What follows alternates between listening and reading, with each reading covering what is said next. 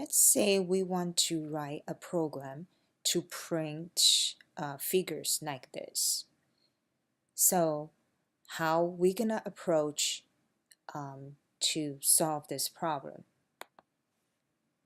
The way we learned so far is we will create a class. So we'll say new class, and we'll give a class name. We'll call print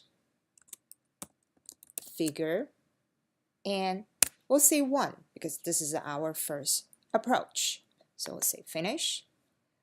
And so the way we can do it is we just write a main method.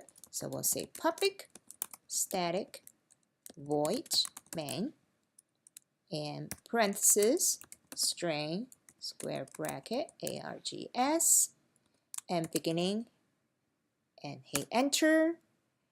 And so one way we can learn it is we just create the all the statement. Okay, so I can just copy from the PowerPoint and paste the code inside the main method. Here we go. And then I'll just run. Here is the output. Now notice that this is what we learned because we have to print the backslash, so we have to say backslash backslash because they are special characters.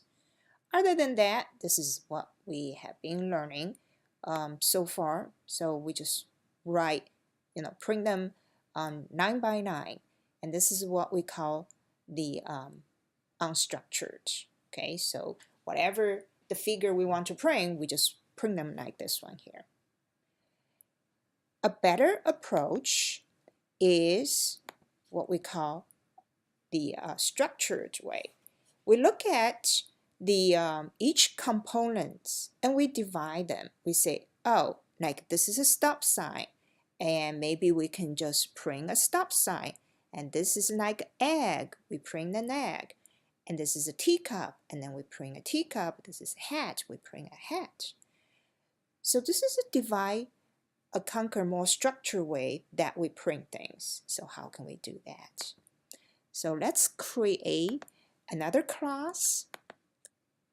We'll say new class, and we'll call this print figure 2.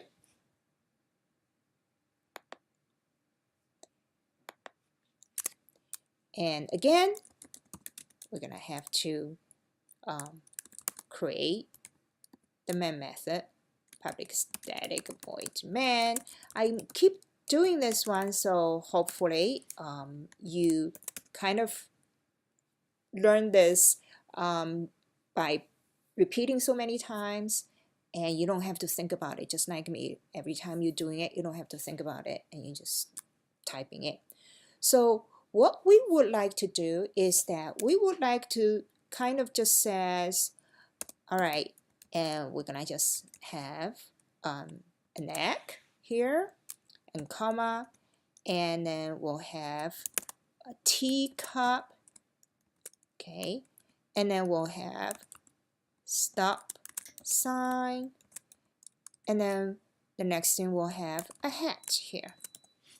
So this is a more structured way. You can see why they don't like it. They don't understand what is an egg, what is a teacup, what is stop sign, and what is a hat. And so every time when you see a name followed by the parentheses, just like a main here followed by the parentheses here, that means, and this name, it's a method. It's a method. And it's a red here because we have to create the method in order to be able to use them. Okay, so how we're going to create the method is just like we create this whole main method here, and inside the class we can create more static method. So the way we create the method, it's just like create the main. So we'll say public static, and we do not return anything, so it's a void, and we give a name and parentheses. Inside the parentheses, we have nothing. That means we don't have any. This is called the arguments here. You can see as soon as I create this method here, and the red wiggling line under the egg is gone. So that means this is defined. Okay, so I can just print the egg here, and I can just copy the code to print the egg. So this is egg, and then I'm gonna just print this out. Like this one here, all the way. So I put the statement, print the egg here. Now I can do the same thing. So this is the one message, okay, just like a main. We have a beginning called public static void egg, and we print the egg here. And the next thing we're going to define is the same. So we're going to say public static void, and the method name is called teacup. And again, we can just copy the code for the teacup here and then put into the static method. And that's a teacup, okay? So you can see the teacup is defined. And we can do the next thing is public static void. We're gonna have stop sign. And I'm going back here and I just copy the line for the stop sign.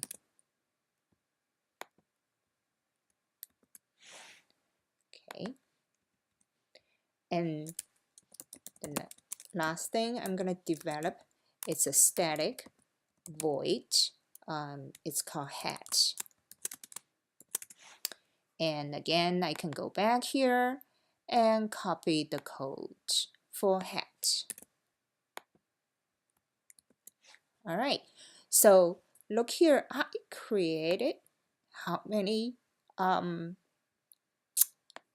static method here in addition to the main. So I created 1, 2, 3, 4 more static methods, and in the main I can just call them by giving the name and followed by the parentheses. So now if I click on the play run and then say OK, and I got the printout like this one. And there's another good thing about this structured approach. So I can reuse some of those methods again. For example, if I want to print the stop twice, okay, and I can just do here after hat, and I can print this again by just calling or using this method again. So I say stop sign, hat, stop sign again.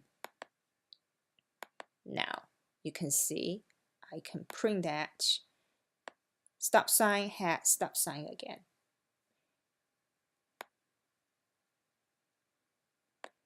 So this is what we call the structured approach. It's a little better one by using the static method. So go back to what is the method is that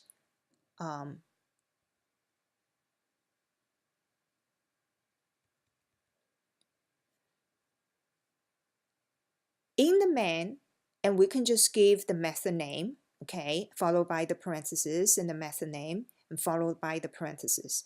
So in the main, when we reach this statement, it actually goes inside the static method itself and print the messages, and then goes back here.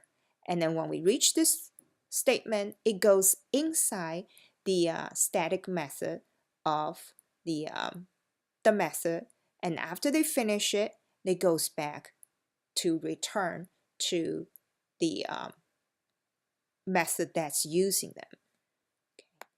So we'll learn more about static method later on. Now, this is the second structured approach about printing the same figures here.